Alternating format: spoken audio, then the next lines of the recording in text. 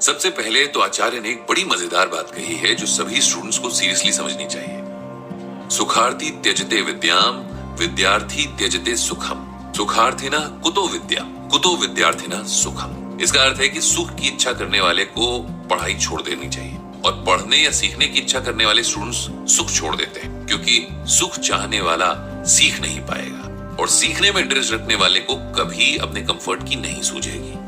I personally think ये बात 100% सही है, क्योंकि जो स्टूडेंट सुख में रहकर पढ़ना या सीखना चाहेगा उसका सारा ध्यान अपने कंफर्ट जोन की तरफ ही रहेगा और उसमें स्ट्राइव करने या मेहनत करने की कैपेसिटी या एप्टीट्यूड बिल्कुल नहीं रहेगा।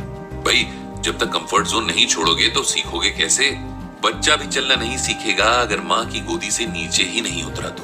मैंने अक्सर एनिमल किंगडम, डिस्कवरी वगैरह चैनल्स पर देखा है कि यूजुअली सभी जानवर अपने बच्चों को हार्डशिप्स फेस करने देते हैं। वो केयर तो करते हैं लेकिन इतनी भी नहीं कि बच्चे की नर्चरिंग रुक जाए।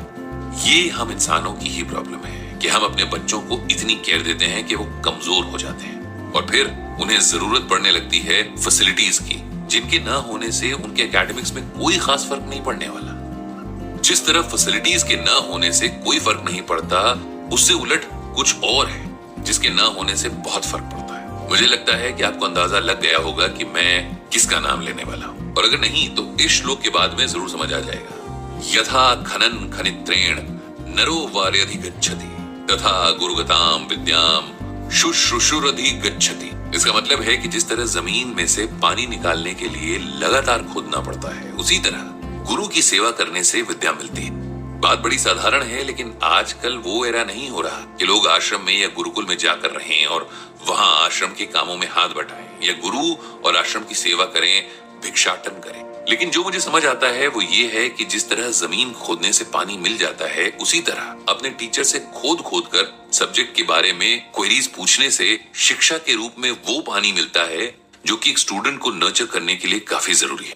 स्टूडेंट्स की नर्चरिंग के लिए, उनके दिमागी न्यूट्रिशन के लिए सिर्फ टीचर, पेरेंट्स या बुक्स ही काम नहीं करती, बल्कि वो माहौल भी बहुत ज्यादा इंपॉर्टेंट है जिसमें वो स्टूडेंट्स पढ़ रहे हैं या सीख रहे हैं। उनके खाने से लेकर वे ऑनलाइन या दूसरे एंटरटेनमेंट साधनों से क्या कंज्यूम कर रहे हैं, ये भी बहुत ज्यादा इंपॉर्टेंट है, क्योंकि आजकल के दौर में डिस्ट्रैक्शंस वैदिक ईरा या पोस्ट वैदिक ईरा के मुकाबले कई हजार गुना बढ़ गया है। अरे आप तो सिर्फ 80 से आज तक ही देखिए, डिस्ट्रैक्शन ने एक अलग ही लेवल पा लिया है। और ऐसे में स्टूडेंट्स जहां एक तरफ इंटरनेट से अपनी पढ़ाई के लिए मटेरियल निकाल सकते हैं, वहीं दूसरी तरफ बिंज वॉच करके या तरह तरह के ऑनलाइन गेम्स में उलझकर या पॉन के एडिक्ट होकर डिस्ट्रैक्ट हो जाते हैं और अपनी अक्ल की धार और थॉट्स की रफ्तार खो देते हैं। और इसकी वजह से उनकी एकेडमिक्स और मेंटालिटी पर बहुत ज्यादा असर पड़ता है, उनको हार्म करता है। Also last and the most important thing is कि जो लोग शिक्षा या एजुकेशन को सिर्फ किताबों का रट्टा मारना समझते हैं, उनके लिए मेरी तरफ से स्लो क्लैप्स है, क्योंकि शिक्षा या एजुकेशन आती है पर्सनल एक्सपीरियंस से। तभी तो हमारे टीचर्स हमें एक एक चीज सिर्फ किताबों से ही नहीं बल्कि एक्सपीरियंस और एक्सपेरिमेंट के जरिए पढ़ाते हैं। जो स्टूडेंट एक्सपीरियंस और एक्सपेरिमेंट की अहमियत नहीं समझता और सिर्फ रट्टा मारकर नंबर लाने को इंपॉर्टेंस देता है, उसके लिए भी आचार्य विष्णुगुप्त ने बड़ी अच्छी बात कही है। पुस्तकेषु च या विद्या परहस्तेषु च युद्धनम, उत्पन्नेषु च कार्येषु न सा विद्या न तद्धनम। आचार्य चाणक्य इस श्लोक में कहते हैं कि जो विद्या पुस्तक में रहती है वो व्यक्ति के किसी काम की नहीं रहती। यहाँ पर कहने का मतलब ये है कि जो ज्ञान सिर्फ किताबों तक लिमिटेड रहता है और इंसान उसका वक्त आने पर इस्तेमाल नहीं कर पाता है, ऐसे में ज्ञान का कोई रेलेवेंस नहीं होता। यहाँ पर कहा गया है कि व्यक्ति को किताबी ज्ञान के साथ प्रैक्टिकल ज्ञान की भी समझ होनी बड़ी जरूरी है। जो लोग सिर्फ किताबों को रटते हैं और उन्हें प्रैक्टिकलिटी की समझ नहीं होती है, वो ज्ञान उनके किसी काम का नहीं हो। इसी तरह आचार्य चाणक्य ये भी कहते हैं कि व्यक्ति को गुरु से ज्ञान लेते समय अपनी जिज्ञासा यानी क्यूरियोसिटी को पूरी तरह शांत करना चाहिए। आधे अधूरे ज्ञान का कोई फायदा नहीं रहता है। जब मनुष्य को उस ज्ञान का इस्तेमाल करने की बारी आती है तो पूरी तरह से ज्ञान न होने के कारण वो पीछे रह जाता है। वैसे तो आचार्य चाणक्य ने शिक्षक रहते हुए शिक्षा, ज्ञान और विद्यार्थियों के बारे में काफी कुछ कहा है, लेकिन वो हम आगे फिर कभी जान लेंगे। शायद हो सकता है उन्हीं से जुड़ा कोई सवाल मेरे पास आ जाए और फिर मुझे एक बार फिर से मेरे मेंटोर आचार्य विष्णुगुप्त चाणक्य से कंसल्ट करने का मौका मिले। लाइफ में कुछ भी परमानेंट नहीं रहता है, सब कुछ आता और जाता रहता है। तभी तो कहते हैं change is the only constant. लेकिन कभी कभी हम लाइफ में आने वाले चेंजेस से घबरा जाते हैं। हमें कोल्ड फीट जैसा लगने लगता है, पेट में बटरफ्लाईज यानी तितलियां उड़ने लगती हैं और ऐसा लगता है कि ये जो सब जिस काम को करने से हो रहा है वो काम करें भी या ना करें। चेंज की तो मेरे एक रिलेटिव की बेटी ने मुझसे जानना चाहा कि क्या चाणक्य उसके सवाल का जवाब दे सकते हैं। अरे भाई, चाणक्य तो हर बात का जवाब रखते हैं, anything and everything under the sun. ये लड़की जिसकी मैं बात कर रहा हूँ, उसकी जॉब कोरोना टाइम पर चली गई क्योंकि कंपनी को अपने लॉसेस कंट्रोल करने के लिए मेजर लेवल पर एम्प्लॉइज को ले ऑफ करना पड़ा। एज अ रिजल्ट इसमें लड़की की जॉब भी चली गई। अब वो इस चेंज से कोप अप नहीं कर पा रही है क्योंकि घर में खाली बैठना उसके लिए कंफर्टेबल नहीं है और बिना सैलरी के उसे डैडी के रेस्टोरेंट में खाना भी पसंद नहीं है। तो मैं इस बच्ची से और आपसे भी यही कहना चाहूंगा कि माना अगर थोड़े वक्त तक मार्केट बंद रहा और उसके बाद कंपनीज का दोबारा खड़े हो पाना भी मुश्किल था, इसलिए उन्होंने अपने हिसाब से जो नेसेसरी एम्प्लॉइज नहीं थे उनको डेड वेट समझकर हटा दिया। हालांकि ये कंपनीज के लिहाज से देखा जाए तो काफी अनएथिकल स्टेप था, लेकिन सर्वाइव करने के लिए, अपनी कंपनी को बचाए रखने के लिए उन्होंने ये स्टेप ले लिया। अब जिनकी जॉब्स गई हैं वो ध्यान से सुने। थोड़ा रूड साउंड करेगा लेकिन सच बताऊं तो आप लोगों ने अपने ब्रेकअप का भी रोना धोना मैक्सिमम 7 से 10 दिन तक मचाया था। ऐसे में अगर कंपनी ने आपसे ब्रेकअप कर लिया है तो मेरे ख्याल से 7 दिन भी मत लो। बिल्कुल उसी तरह धूल झाड़ के खड़े हो जाओ जैसे बचपन में प्लेग्राउंड में गिर जाते थे, और अगर इधर उधर से टेंशन नहीं मिले तो चुपचाप अपने कपड़े झाड़ते हुए फिर से खेलने में जुट जाते थे। आई नो कि आपके इमोशंस अभी भी आपको जकड़े हुए हैं और आपके दिमाग में ये चल रहा है कि इतने साल दिए कंपनी को और कंपनी ने एक सेकंड भी नहीं सोचा हमें टाटा बाय बाय करने से पहले। इसके बारे में चाणक्य ने कहा है कि इमोशंस एक्शन को इंपैक्ट करते हैं, तो इमोशन में पड़ना ही क्यों, सीधा एक्शन पर लग जाते हैं। हालांकि अच्छी कंपनीज आपको जाने से पहले 1 से 3 महीने की सैलरी हैंडशेक अमाउंट में देती हैं। जो नहीं देती हैं उनके बारे में ना ही बात करें तो बेहतर हो। सो एटलीस्ट 1 से 3 महीने तक आपको डेली ब्रेड एंड बटर का नहीं सोचना है। सबसे पहले अपनी एम्प्लॉयबिलिटी पर ध्यान दें, अपना सीवी, अपना लिंक्डइन अकाउंट वगैरह सब सॉर्ट कर लें। सबसे बड़ी इंपॉर्टेंट बात, आपकी कंपनी ने आपको जॉब से फ्री कर दिया है, इस बारे में सोशल मीडिया पर अपना इमोशनल आउटबर्स्ट ना निकालें क्योंकि ये बचकानी हरकत है और इससे आपकी एम्प्लॉयबिलिटी पर भी मेजर इंपैक्ट पड़ता है। जैसे आपके ब्रेकअप से किसी को कोई फर्क नहीं पड़ता बल्कि सब आपके मजे ही लेते हैं, उसी तरह आपकी जॉब जाने से भी किसी और को कोई फर्क नहीं पड़ता।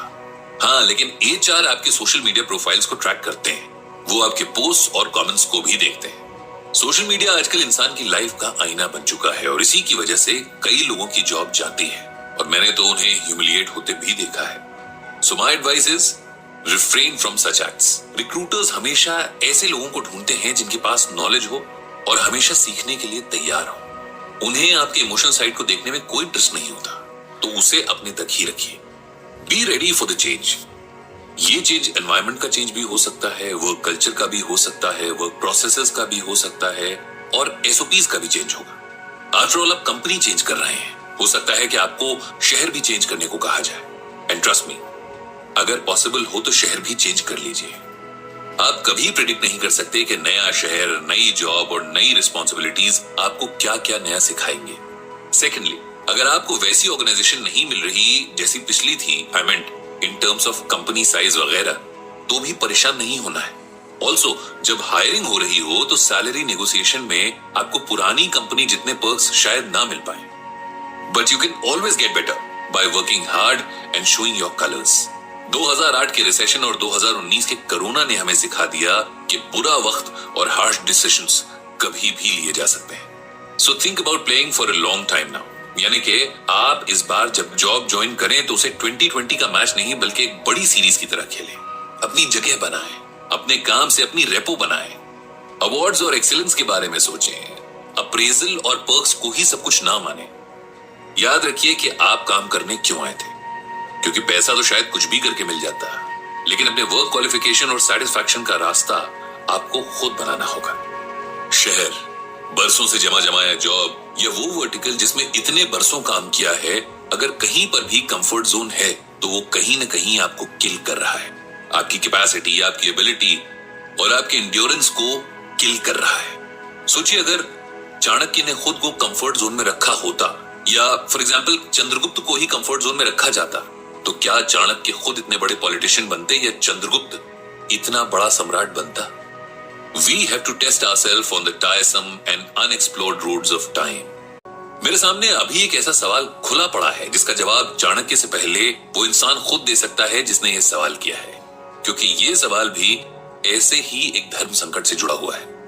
दरअसल पवन नाम के इस इंसान ने अपना सवाल मेरे इंस्टाग्राम अकाउंट पर डीएम किया और अपनी जॉब जानने के बाद जॉब कैसे ढूंढनी है ये तो तरीके से बता दिया, लेकिन जिसके पास ऑलरेडी एक जॉब है लेकिन एक अच्छा ऑफर भी है, वो क्या करे? ये सिचुएशन हमेशा इंटरेस्टिंग होती है क्योंकि आपको अपनी जॉब, उसके पर्क्स वगैरह भी पसंद है, लेकिन आने वाला ऑफर इतना लाभदायक है कि आप उसे भी छोड़ना नहीं चाहते। ऐसे में इमोशन और प्रैक्टिकलिटी दोनों ही आपके सर पर सांबा डांस कर रहे होते हैं और आप किसी एक सेम डिसीजन पर नहीं पहुंच पाते और अक्सर कंफ्यूजन में ऐसा कुछ कर गुजरते हैं जिसकी वजह से आप हाथ आया ऑफर तो गवा ही देते हैं और शायद साथ ही अपनी एग्जिस्टिंग जॉब में भी रिस्पेक्ट खो देते हैं। सच कहूं तो ये मौका हर किसी की लाइफ में एक बार तो जरूर आता है जब कंफर्ट और रिस्क में से किसी एक को चूज करना पड़ता है।